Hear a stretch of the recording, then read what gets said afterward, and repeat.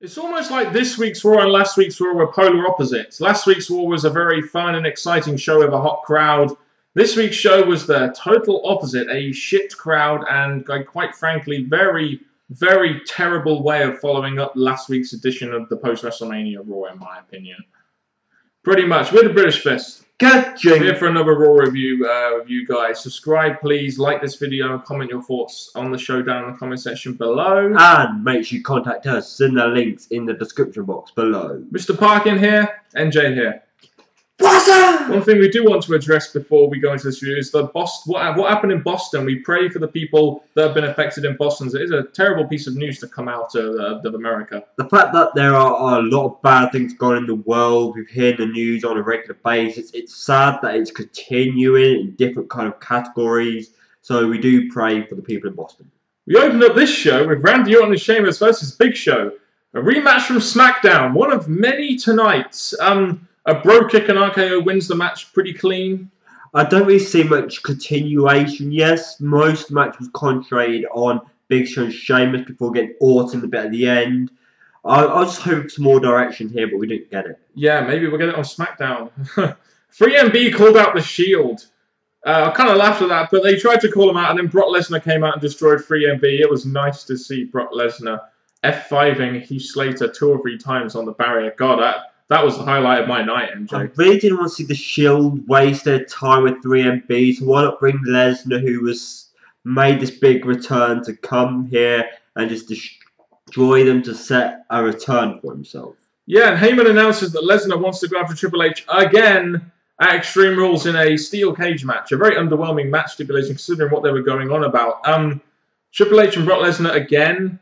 I mean, it could be a good asset to the Extreme Rules card, but, I mean, come on now. Well, the way that Heyman was saying it is that they're all 1-1, and this was going to prove who the alpha male is, because Triple H did something to Lesnar that no one ever done, which was knock him out senseless. So this match is more, you know, 1-1, let's do it for a third time. I'm glad they're not doing this with Rock and Cena, 1-1, let's go for a third time. They're doing it with this match.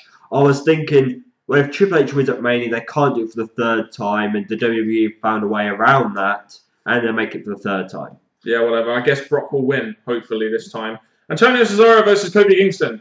Yet another match we just saw on SmackDown, and we pretty much got the same result. You know, the trouble with this match is you didn't even get any build to it. It was just Kofi won a match on SmackDown, and boom, he gets a title shot, and boom, he wins the championship. Why was Cesaro yodeling?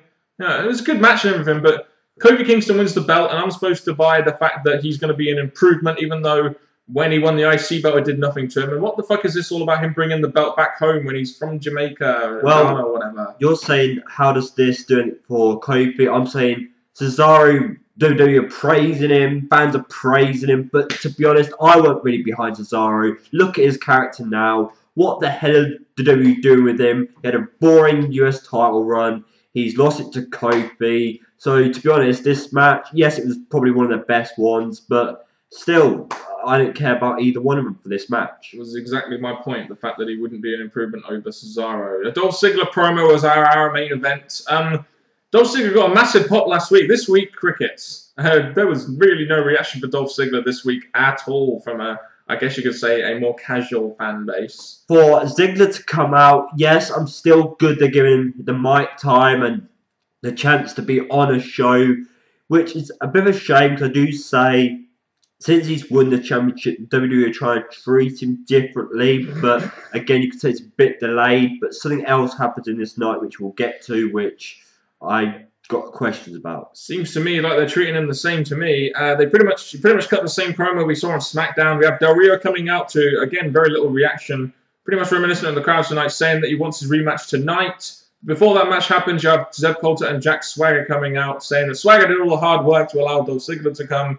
Dolph Ziggler takes out Swagger, only for Swagger to attack the bad leg on the outside, which leads to Del Rio being injured, of course, and the Jack Swagger-Dolph Ziggler match happening later on in the night, which we'll pretty much talk about now. Why not? They're still trying to emphasise SmackDown, making the world title scene, as we can see throughout this night. They are trying to continue rebuilding it, so I like it for that purpose. Dolph Ziggler got a good win against Chris Jericho on SmackDown. He faces Jack Swagger this week, and I know this was a way of getting Jack Swagger involved in probably a triple threat at Extreme Rules, but during this match, I couldn't help but think, the two heels here, I couldn't help but feel that Ziggler really is much better suited to be a babyface. Swagger wins this match clean. And then after the match, you have an injured Del Rio attack Swagger, despite earlier in the night he was in agonizing pain and couldn't move the knee. I'm looking at this. Yes, the best way to do it would have been the triple threat, especially what happened after last week's Raw.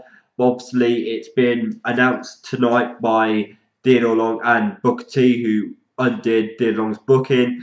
But when I look at this, I think, okay, we've got this match. I'm glad you've announced it.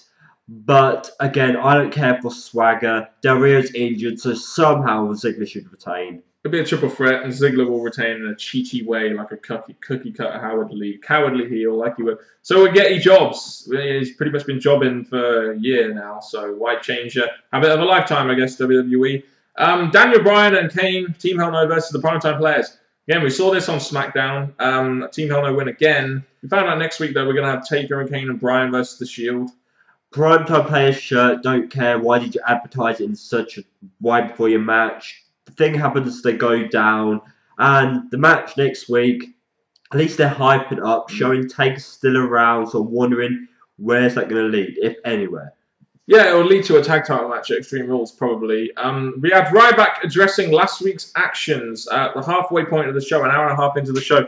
This kind of, to me, felt like WWE took a bit of a cut from TNA's booking philosophy and what they did with the Bully Ray reveal on that episode of Impact after Bound for the 2 episodes after Bound for Glory. I'm kind of surprised this wasn't the main event, even though it led to the main event of the show.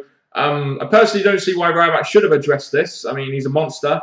He wants to be fed more. That's kind of what he does. But it was actually, he did put a lot of effort into backstorying this here by saying that Ryback, when Ryback got attacked by the Shield, Cena was never there. But whenever Cena got attacked by the Shield, Ryback was always there. But this whole friendship stuff, I can't help but think that it really is kind of going against Ryback's character a little bit here, or the character that I feel he should be portraying right now. Throughout the night, we've had video packages, and this was the first time on board that I think they used video packages in a quick, snappy way to get the point across. Ryback's promo, I think, to be honest, I quite enjoyed it for one of Ryback's promos. I think he did a very good job here. Yes, he analysed the story to where he's at. He explained about his losses and the beats he's been getting and how Cena wasn't there, but Ryback was there for him. So they built up to why Ryback's doing this, which was the question of last week. Why is Ryback doing this? So it gradually built up to this and the main event. Wade Barrett versus R-Truth. So the week after they gave Barrett the belt back, R-Truth wins. So, yeah, alright, okay, so he's going to be the #1 contender. But they advertised a 10-man battle royal on main event for the #1 contendership. So I don't know what they're trying to do here. I like R-Truth, I give him that. But when you go up against Wade Barrett, a guy who's falling big time, I just don't see what the WWE want us to do when it comes to Barrett. We can't believe in him if he's not going up the right slope and he's losing to people like R-Truth. So I didn't get the booking of this match. If all the recaps weren't enough on this show, Great Khali and Santino versus Team Road Scholars and Sandow pins Santino.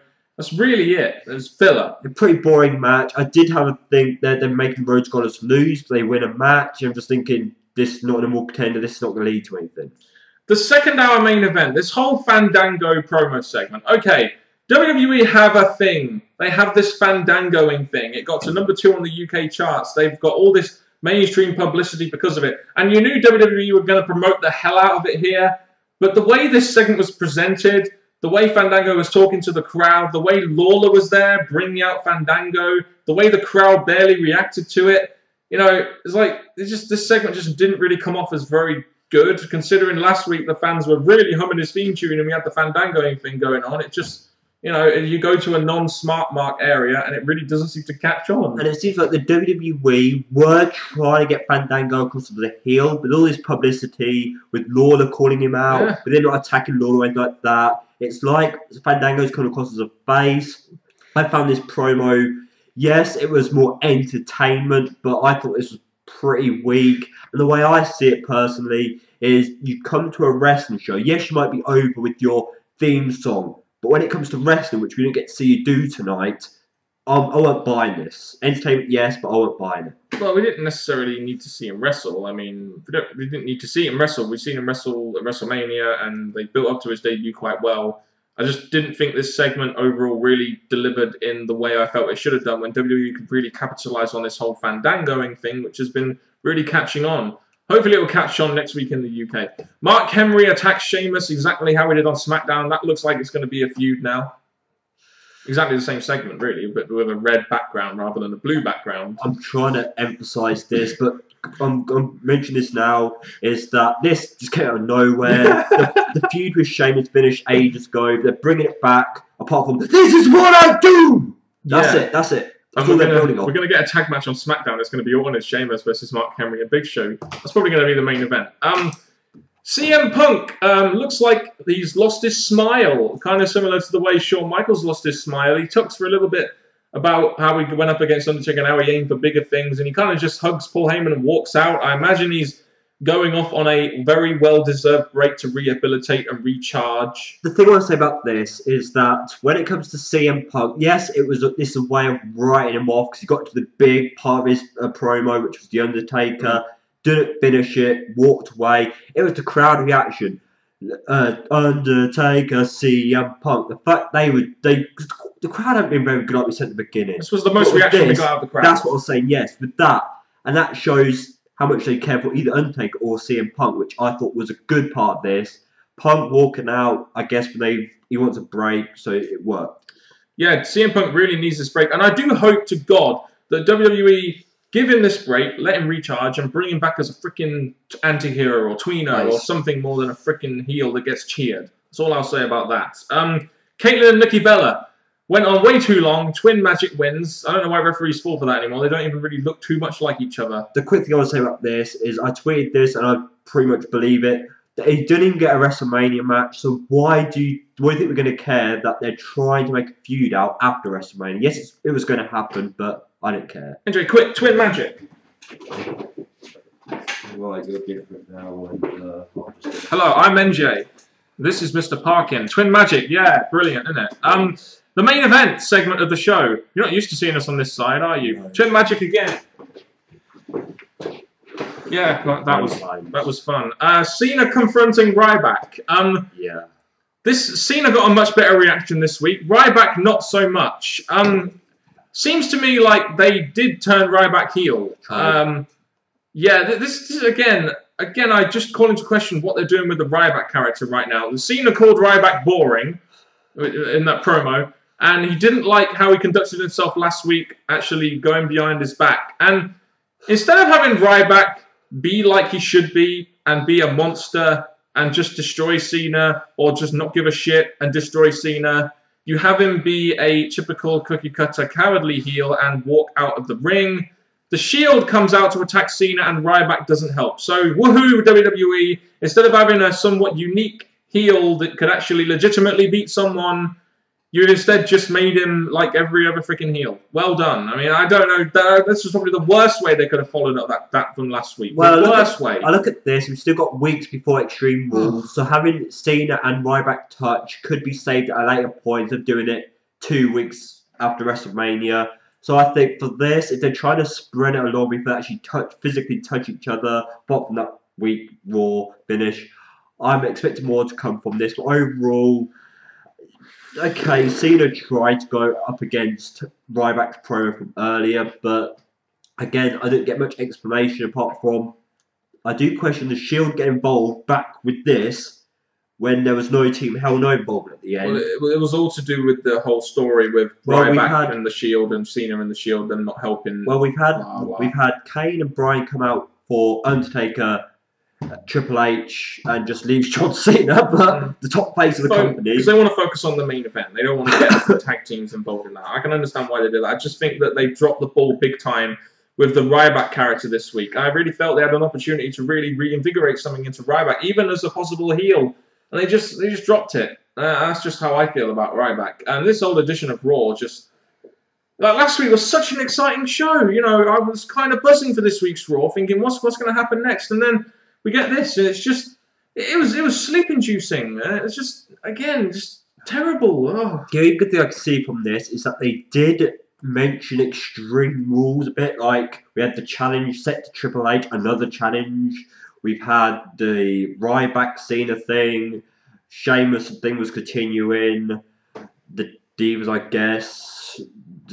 The mid card is starting to get some focus. So there's little bits, but I don't feel that they did enough to hold the attention for the full show. Mid card? What mid card?